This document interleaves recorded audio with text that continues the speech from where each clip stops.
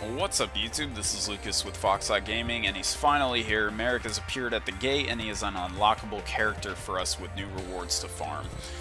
His event starts off a bit differently. We have to fight through a level 10 Rare Hunter and then a level 20 Arcana, and then we can finally start progressing to level 40 Marik through the gate. Now let's take a look at his rewards. Revival Jam. Not a particularly good card. It doesn't do a whole lot on its own. It's used to pay costs for other things. Costs a lot of life points in Duel Links. May inspire some farming decks. Mass Beast Desgardius. So Marik apparently stole some cards from Umbra and Loomis. So this guy, we've seen standard duelists use him. We have to special summon him by tributing 2 monsters, one of which has to be Grand Tiki Elder or Melkid the Four-Faced Beast. And if it's sent from the field to the graveyard, we get to target an opponent's monster and equip the Masked Remnants from our deck, which will give us control of their monster. So the problem with this guy is we have to play bad cards before we get this huge beast. And he has a lot of upside, but again, playing bad cards is usually a bad sign.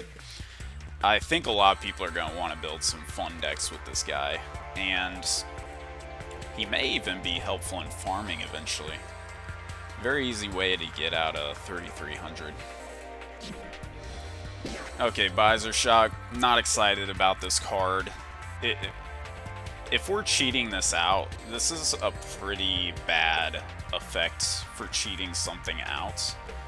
So, 5-star as well. This has not a lot going for it.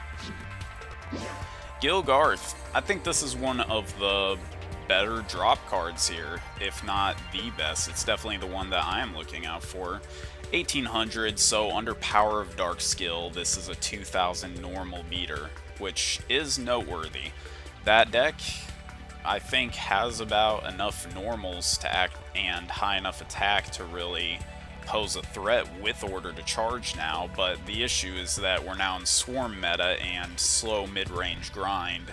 Normal summoning isn't as good as it used to be, so not too excited, but I definitely still want to get this card. Now, Dark Jeroid. I don't think he's particularly bad. I don't think he's particularly great, but he can sometimes get the 1-for-1 in, and then you can protect him. Yeah, I think if you're running this card, you're probably wanting to use other cards instead of him. Okay, and then we have the Tiki Eldermill Kid and the mask for Mass Beast Desgardius. Jam Defender. I think people may try to use this in a Jam farm deck somehow. I don't know. I'm seeing it, but it's probably not optimal still. Okay, and Spell of Pain. When your opponent activates a card or effect that would inflict effect damage to you, your opponent takes the effect damage from that card or effect instead. Powerful effect here. However, it's so niche and so narrow that you can't possibly put it in any of your meta decks. So, sideboard card in a deck in a game without sideboard. So, take that as you will.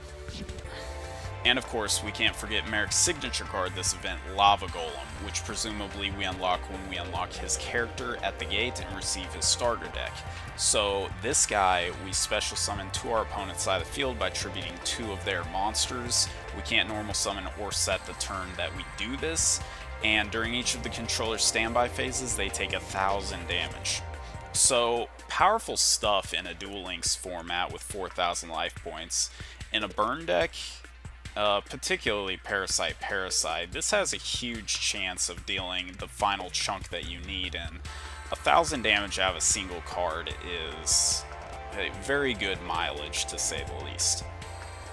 The only issue I see is him not slotting well into a deck right now, because Weevil's fallen to the wayside because he cannot just stall the board with Cocoon of Evolution anymore. Aggro decks have evolved. They summon multiple 2400s a turn.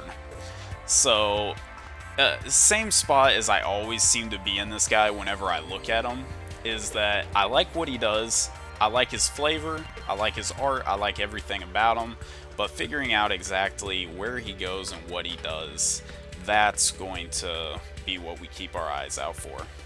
Card I like, definitely. One of the better cards from this event, I think. At least I'd want to test him if a deck ever came around that I say, yeah, Lava Golem can work in it. So we'll keep our eyes out.